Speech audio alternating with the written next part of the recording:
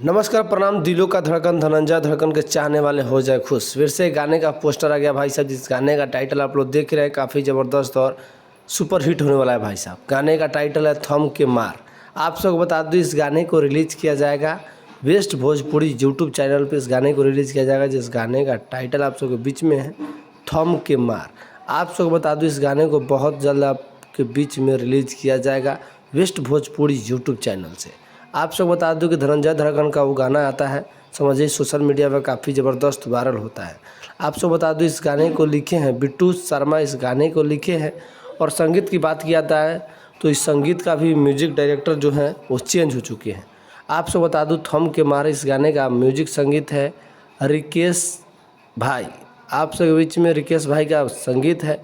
तो गाना भी काफ़ी ज़बरदस्त भाई आप सबके बीच में वेस्ट भोजपुरी यूट्यूब चैनल पे बहुत ही कम समय में आप सबके बीच में रिलीज़ किया जाएगा, यानी कल आप सबके बीच फाइनल डेट निकल गया है।